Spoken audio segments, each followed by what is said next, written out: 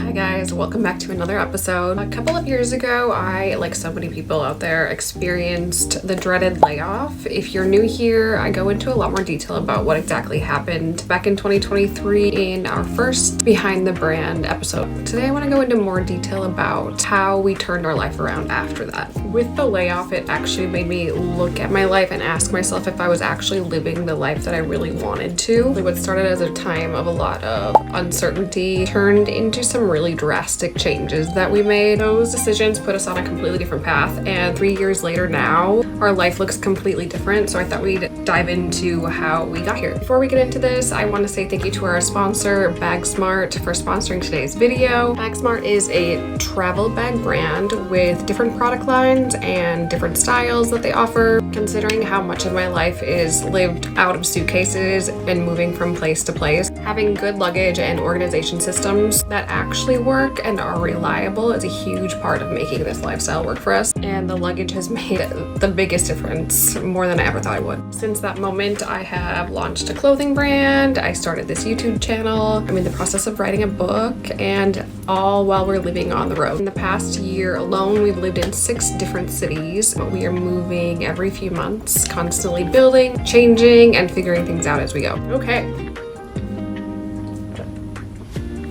Let's go back to the beginning and talk about this layoff for a second, because it was brutal. It was life-altering. I didn't realize it until much later because I was so in it at the time, but it did in fact change my life for the better. I think the reason it was so difficult is because for so long I had tied a lot of my self-worth to my career. It's kind of how I measured progress in my life, my value, even my identity. So when that was taken away, I didn't just like lose a job, I lost a part of myself, or at least I felt like I did, because I didn't know how to identify myself without my work. Also in the middle of that, Jill was going through a breakup, so she was going through her own whole thing. So at this point, we had to really ask ourselves, what do we actually want from our life that we're not going after? And maybe even more importantly, do we have the power to change that? Now, the thing is, before the layoff, life was not bad. Life was pretty good. On paper, everything probably looked great. But when your life looks like that, it's really easy to tell yourself, why change something that's not broken? Underneath all of that, I knew there were parts of myself that I was not listening to. I knew that there were other things I wanted to accomplish in my life that I was not challenging myself to go do. There were dreams that I kept pushing off because I was just comfortable and I wasn't acting on things. I think the universe has this way of stepping in when you won't make moves yourself. It's gonna force you out of your comfort zone if you won't take those steps. Usually that will look like some form of chaos through things like a breakup or a loss or losing your job. It's kind of like the universe is saying, if you're not going to take this step, I'm going to force you to. So instead of trying to rebuild the same life that we already had, we took a step back and asked ourselves, what do we actually want this life to look like? Not like what's safe or what's expected or what you should be doing with your life. Like, what do I want? And then we had to figure out the actionable steps to get there. Once we wrote everything out, it became really clear we had some pretty specific goals. We've talked about a few of these before. We wanted to start a clothing brand. Hello, Briar Road. We wanted to travel. Here we are.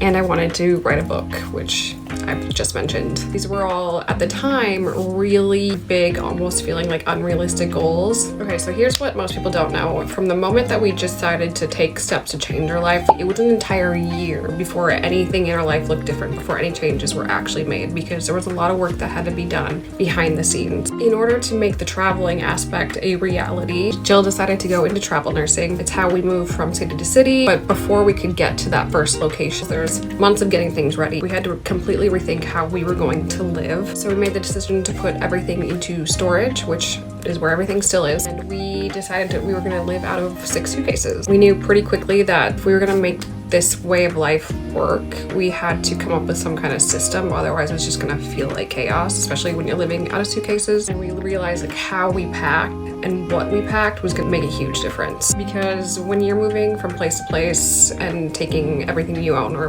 what you can with you, even like little inefficiencies make a big difference. We had to be really, really intentional with our luggage that we were using. It's actually how we found Bagsmart. We currently love their Adventure Seeker set, which is the Getaway 20-inch carry-on and the 26-inch check-in, and it's been one of the things that makes this lifestyle actually doable for us. Okay, first, they're incredibly lightweight, which makes a huge difference when you're working with strict airline weight limits, which is the bane of my existence. My favorite part about these suitcases is you can automatically check the weight of your suitcase if you're nearing the 50-pound limit. Right here, it's gonna turn red. If you're nearing the limit, it'll start to show red around 44 pounds, and it'll be fully red if you are at your weight limit at 50 pounds. Now, disclaimer, it's not going to turn red if there's nothing in it or if it's lightly packed. You have to test the suitcase by putting items in the suitcase. You have to fill the suitcase for it to work. They're also really durable. The hard shell is built to handle constant travel, and the aluminum handle feels really, really solid. They also have TSA approved locks, which we love, and gives you that extra layer of security when your entire life is packed into one suitcase. Also, this might sound small, but it's not. It's really, really important. The wheels, they have 360-degree silent spinner wheels that glide so easily even when the suitcase is packed to the limit, because let me tell you, when we were flying from Connecticut to South Carolina, we had 6 heavy suitcases and 1 suitcase would not roll, and it was embarrassing. But beyond the features, it's really what this luggage allows us to do. Having luggage that is reliable and it keeps us organized and easy to move takes so much friction out of our lives. Something that could easily feel really overwhelming is really manageable for us. Finally, in August, we packed up those 6 suitcases and our dog, and we moved to our first city, which was Plymouth, Massachusetts. We've been living out of those same suitcases ever since. So Plymouth is really where everything kind of started to come to life. It's where the name Briar Road first was conceptualized. It's also where I started the YouTube channel. Hey guys. Those first couple months at Plymouth were really eye-opening because we saw all these incredibly beautiful places. It kind of felt like we stepped out of our old life and into this new version that we didn't even realize was available to us. I think we knew right away that we had made the right decision, even if it was really difficult. It definitely has had its ups and downs. The part that people don't really prepare you for when you go into a lifestyle like this is the loneliness. It's really hard to build meaningful relationships when you're in a different city every couple months. We're into almost 2 years now of this, and I can say with confidence it has not gotten any easier. I remember in the beginning though, it felt really, really hard. It felt really heavy, and I was kind of struggling with that. There really is just like a lot of uncertainty that comes with this lifestyle. There are times when we genuinely don't know where we're gonna live in a month, or what city we'll be in a month, or where we're gonna live next week. You kind of have to learn to let go of control and just go with the flow. But what I think people don't realize is going with the flow actually takes a lot of planning and a lot of preparations. We've built a lot of systems that make that more manageable. And to be honest, our suitcases are our most prized possessions because they're not just our luggage, they're our closets, they're our home base. Everything we own goes into those suitcases. We rely on them so much, and you really start to understand the value of something that's like thoughtfully designed, like these Bagsmart suitcases. Obviously, there were big changes happening, the traveling, the brand, but none of that would have worked if there wasn't a lot of internal shifts happening. We had to do a lot of internal work because from the outside it maybe looks like everything's coming together, but internally there's a lot of unlearning and rebuilding and figuring things out in real time. So let's look at some of the lessons we have learned along the way. First lesson, you are not your job. I am still working on that one, especially for someone who is single, who doesn't have kids, and is ambitious. It's really easy for work to become the center of your identity. It's happening again to me. It's where you put your time and your energy and your focus, and in especially American culture, it's reinforced constantly. Your job sort of becomes this measure of your worth and your progress and who you are versus like your personality and your morals. The deeper part of that is when your identity is built on something external like your job or your title or other people's validation. It's really inherently unstable because those things can change and disappear and be taken away from you. If you haven't built yourself up to be someone without those things, you can feel really unanchored. So the question is always, how do you build a sense of self that isn't dependent on those things? For me, it's being really intentional about cultivating other parts of my life, like my hobbies. That includes working out and movement. Those are non-negotiables for my day. I work out and run, if not every day, or 5 days a week. I also have learned how to cook, like actually cook. Before we left LA, I thought making eggs was cooking. Now I can say I actually learned how to cook. Another example would be writing the book. It's not about productivity or output, really. It's about being creative. It's become a super creative outlet for me. And it's something that I do because I enjoy it, not because it proves anything to anyone. It's really important to build a sense of purpose that's not tied to a paycheck. Let's say this together. Your work is not your worth. I gotta tell myself that over and over and over again. The second, mental shift. You can survive more than you think you can. That sounds highly dramatic, but listen, life is hard. And there are moments where it really does feel like everything is falling apart all at once. I've started to believe that when that happens, there's usually something else at play. Sometimes things really do have to break in order to push you in the right direction. So here's some real life tips that my sister and I have started doing when we're overwhelmed or stressed. When something is happening that's scary or hard or overwhelming, we write it down, just get it out of our heads, and then we write out the actual worst case scenario. Not just like this vague version of it, but the real concrete fear of what could happen. Two things usually happen whenever we do this. One, we almost never reach that worst case scenario. And two, even if we did, once we've written it out, it's usually something that we can still manage. So by writing it all out, it kind of took the power out of it. It took the anxiety out of it, because it stopped being this undefined thing, and then it becomes this thing that you can look at and be like, yes, I can handle this. And then on the flip side, the other thing that we always do is on hard days, we'll write down the good things that actually happened. We have a running note that we share that's titled "Good Things Are Always Happening to Me," and we just write down little good things that happened that day. Sometimes it's something as small as gorgeous sunset, little tiny things that can feel insignificant, but then when you look back, you realize all these little moments made a really good day. Okay, the third shift, and this is really important, taking action instead of overthinking. It's one thing to have an idea and say you want to start something new or change your life or go after a goal, and it's an entirely different thing to actually bring that to reality. And the truth is, most people never take that first step. And I think people will always find that it's not because they're not capable of taking those next steps, it's because they'll always find a reason not to. It's really easy to make excuses. You're not unique in your obstacles that you're facing. We all have reasons that we could stay exactly where we are. The difference is whether or not you let those reasons decide for you. At some point, you have to want it more than the fear wants to stop you. And it is overwhelming. When you look at the big picture, it feels impossible. But what we've learned is you're not meant to tackle the entire problem all at once. You need to break it down into like tiny little, almost embarrassingly small, actionable steps. And I think we have to remember that progress isn't about speed, it's about being consistent every single day and working towards those goals. And the most practical advice that I can give you is to make it smaller. I don't mean smaller in the goals, not in like the ambition. I mean smaller in execution. When you look at something like I want to start a brand, you have to look at the small, tiny tasks, not the entire ecosystem. So for example, I want to start a brand, let's make a mood board, let's make a name, let's register the LLC. Each one of those is now building into this brand that we wanted to create, and that builds momentum. I think people really overestimate what they need to know before they start something. I didn't know anything that I was doing when we started. You learn as you go. This next shift that we're going to talk about is structure creates freedom. I know that sounds a little counterintuitive, because when you think about freedom, you think about spontaneity and flexibility and just like going with the flow.